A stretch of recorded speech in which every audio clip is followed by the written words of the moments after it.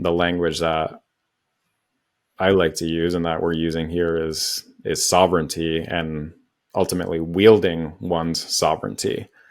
And, the language of liberty has been very politicized. I stay away from it. Even the term freedom has a lot of the trappings of politicization. And sovereignty, I think, actually speaks to something more active, which is the wielding of the inherent power that each of us has by virtue of being a human being. And it must be actively wielded. Otherwise, we are actively giving it away.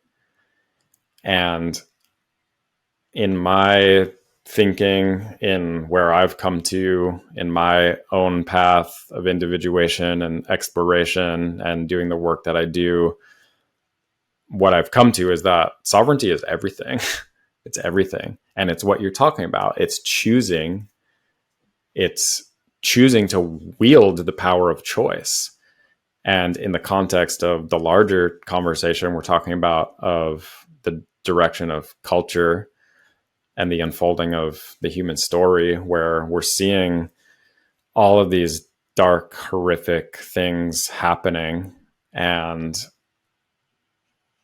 again, all of these immensely beautiful and profoundly hopeful things happening, we get to choose. Because if I want to go down that path of darkness and explore every horrific thing that is happening on this planet Earth, I can spend a dozen lifetimes just scratching the surface. But where does that get me? It gets me as deep down a dark pit as I can possibly go. Is that what I want to use my sovereign choice to be embedding myself in, to embodying? And ultimately, what I'm doing is asking for that to be what reality is, what the state of reality is. If I'm choosing to hyper focus on the darkness, in some sense, I'm saying this is what I want reality to be, because I'm attending to it with my consciousness. And then I'm moving through the world as a being who is ultimately in service to the darkness.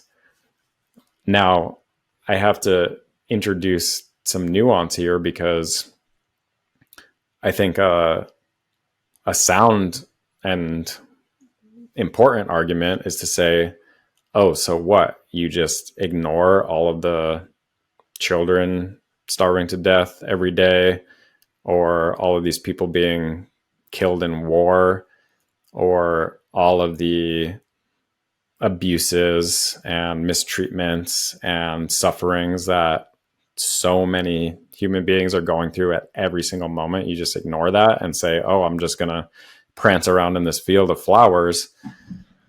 No, you don't ignore it.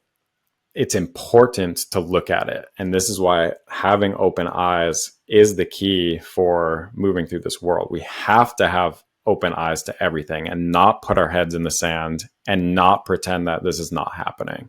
We can't do that, because that's doing a disservice to everyone who is suffering, which ultimately is all of us, but certainly doing a disservice to the people who are suffering the most. So we don't pretend it's not happening, but we also are doing a disservice to humanity by hyper focusing on it. And in fact, if I can spend more time in this field of flowers than I'm spending in this dark cave, then all of humanity is going to be better off, because I'm saying I want this for humanity. I envision this field of flowers that we can all lay in under a bright sun and be in love with one another and with the earth. It's calling it to existence. And if I'm using my sovereign choice, look, we all know what it's like to hyper focus on negative news stories. You start becoming depressed and anxious. That's just what happens.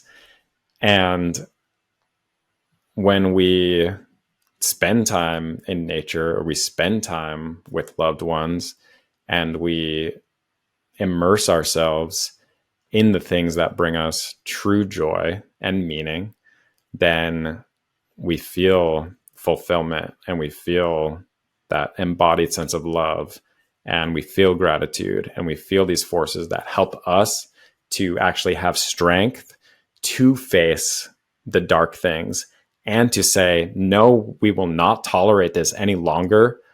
And I'm going to use my sovereignty to bring beauty into the world as much as I possibly can, because I understand that all of this suffering is out there, and because I've suffered myself, and because I see the pain in my brother's eye, I see the pain in my sister's eye.